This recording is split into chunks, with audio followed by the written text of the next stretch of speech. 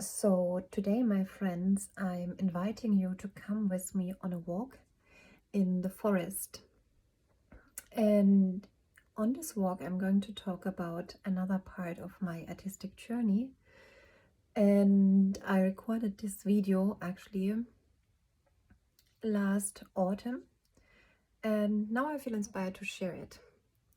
I think it's very interesting. It talks about the essence of artistic expression from my experience and my perspective, and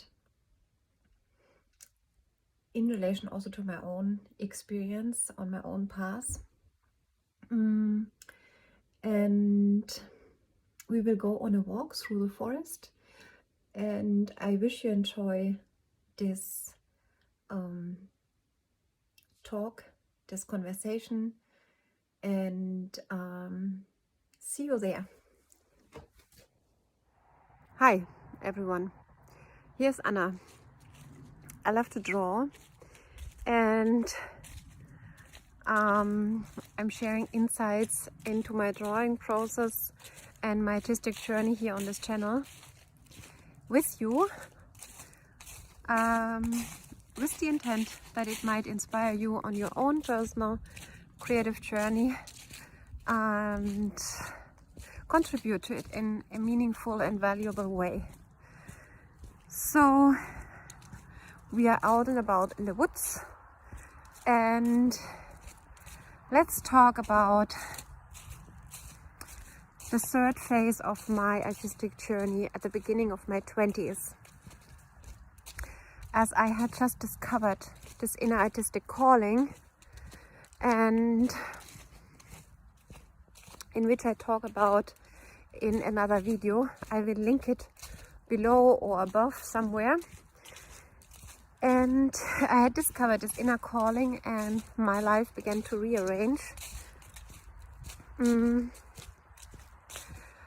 After my stay in Venezuela, I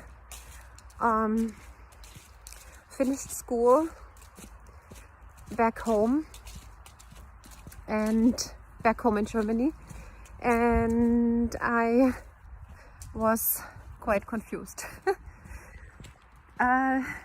because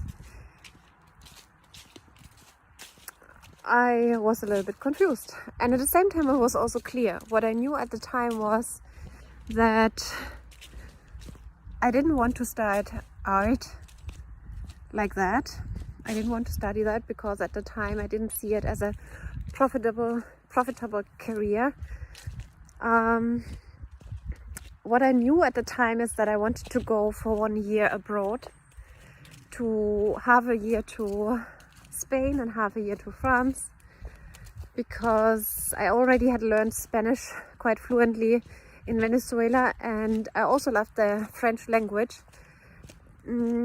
Both languages are very important to me, and they feel very natural and familiar to me, and I wanted to improve both languages in a natural environment where these languages would be spoken. So I went to 1 year to both countries, half a year to Spain, half a year to France. And this is not the main topic of that video, yet it is interesting, and it's in relation to the third phase, because in both countries I had very deep experiences that shaped my artistic sensibility, I would say.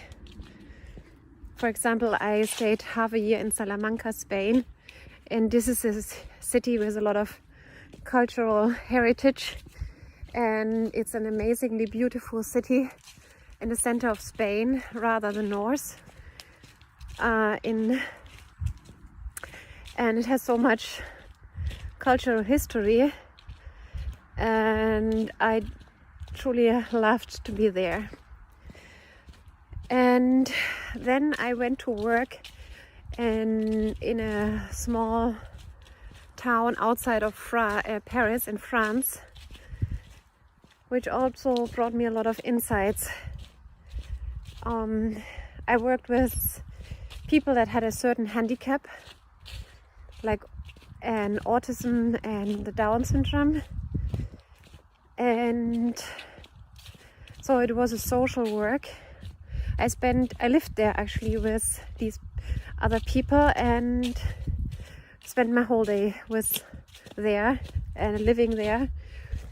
And this brought very deep experiences and completely new awareness in relation to how we humans, how we can work, how we are, and also what creativity means.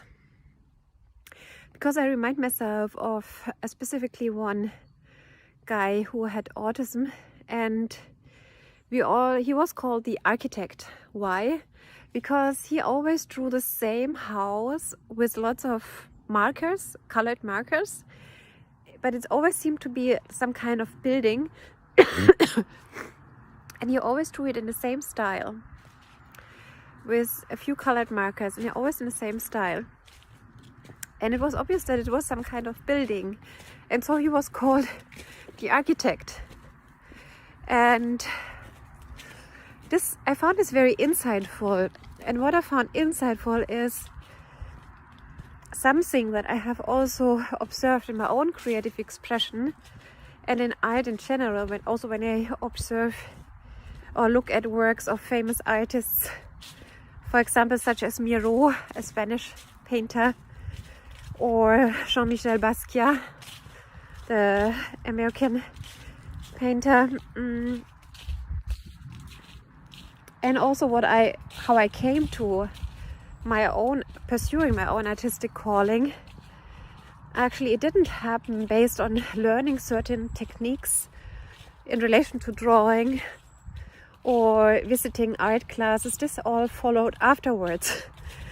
But first of all, I simply realized that I could express certain emotions, certain aesthetics through the process of drawing, or even also painting with colors.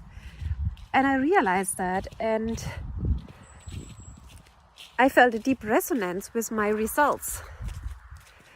And based on that, it felt natural for me to pursue this calling, because I felt such a deep resonance with the results I would bring on paper to some degree. That was not in the early stages, in the early phase. I didn't feel that much resonance. I also talk about it in the first part of my artistic journey video series. So I link the whole playlist below. So at this stage of my life, I felt a deep resonance with everything that I was creating, consciously also. And this was not a resonance that was brought forth through the learning of certain skills, drawing abilities or techniques. It was the result of simply tuning within, following the inspiration, grabbing the pencil and expressing it on paper. And doing that a lot, actually. At the time I drew a lot with ink and a lot with pencil. With black ink, because I found this very expressive. And now, what is essential about my message here is that I find from my own experience, and also this experience with this artist that I lived and worked with in France when I was 21. And what I found is that I think that artistic expression doesn't require that we already master a certain technique, or a certain technique, a certain art technique or drawing technique, or even it doesn't even require that we master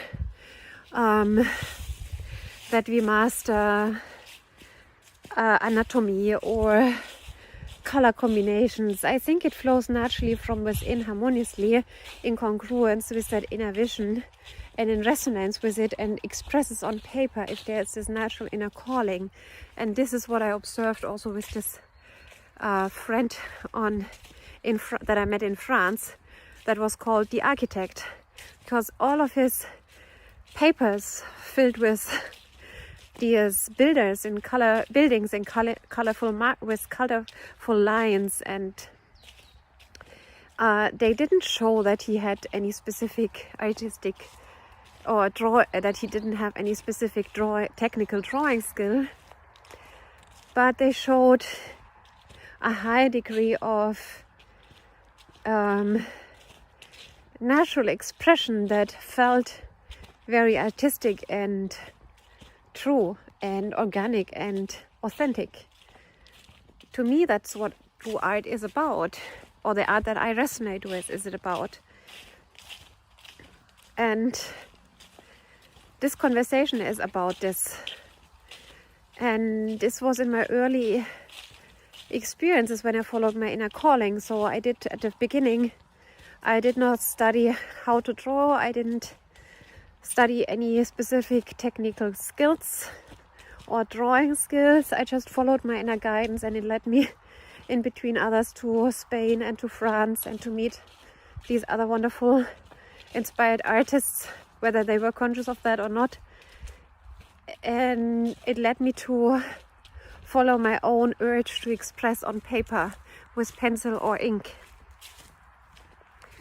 and to trust that. And I also knew it's an inner knowing, because I knew that it was a great drawing without even receiving any kind of recognition for it at the time. I just knew this is something authentic and true that I'm doing, and it has value. It has a great value. I can feel it in my heart, so I'm going to continue that. And it's something that comes from within, first of all. And first of all, doesn't require another teacher, because the teacher is somehow found within. And I even love to tie in another reflection into this part of this video, because I'm currently reading a book that shares interviews that Henri Matisse, the French painter, had with a French critic, Pierre Courton, I think is the name, in 1941, of course, I mean. They met a few times and they had conversations, and Henri Matisse would actually tell his whole story and his experiences in Paris, and when he worked in various artist ateliers and studios with various authorities, under certain authorities. And it was so interesting, because what he said was that he saw so many artists there drawing. At times they drew really perfect, he said. Were masterful and at the technical level, but the drawings were not alive. The life, the emotion, the personal expression would actually was missing. I found this interesting, that I find this correspondent message in this book, because I myself had these observations, and I always found that the primary thing is to just express creatively if you feel that urge. And that's the main message of this video. I want to emphasize that if you feel a creative urge, or the urge to do something, then there's value in it, to doing it and to pursuing it and to expressing it, whether you have the certain skills related to that expression, or whether you see yourself as someone who has the ability or capability to express that on paper, for example, through drawing. I think just do it, because the expression in itself has great value and is authentic in itself with what you already have. So this was the main message. And with that, I conclude this video in the first where I give insights in the third phase of my artistic journey. And of course, like the video if you got some value from it or found it interesting to watch. That also helps to spread the message. And I also like to invite you to subscribe to the channel because I will share more insights from my personal artistic journey, of course more drawings, more time-lapse of drawing sessions, and I love you to be here with me. And if you have something to share in the comment, I absolutely look forward to reading your comments. With that said, see you in another video. Anna.